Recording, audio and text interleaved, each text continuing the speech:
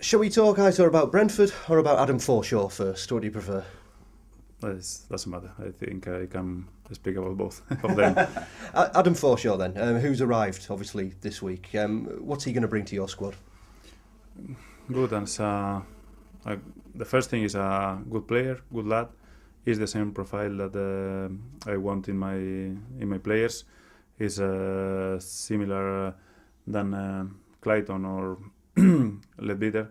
So he's a player who is perfect in our style, and he knows the league. He knows the country. He's been playing for Wigan, no a lot of games, but he's been playing for 11, 12 games, so he doesn't need to settle in like other players from abroad. So it's going to be a very important player for us, and not just in the present, even in the future. He knows Brentford as well. That's quite handy this week. Yes, I was speaking with him, and he told me something about them. But each game is different, and the thing that he told me is I know, because the pitch is not very big. The crowd is big. Crowd is not big in number, but is big in the stadium.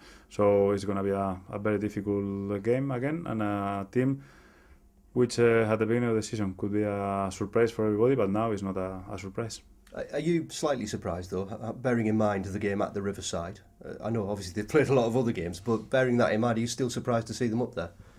No, because the score against them at Riverside was difficult to understand, because for us took a lot of time to score the first goal, and then we scored the 3 in 10-15 minutes, but the first one was difficult, and it wasn't realistic to beat them 4-0, because it was very, very hard to beat them. How has this week been? Because there must have been, well, there was the huge high of last weekend of beating Manchester City, then the cup draw, and you're off to Arsenal next, and this is a big game in its own right as well. So how have you played it this week? Have you allowed the team time to relax and enjoy last weekend, or were you straight onto them saying, look, that is gone, let's get on with things?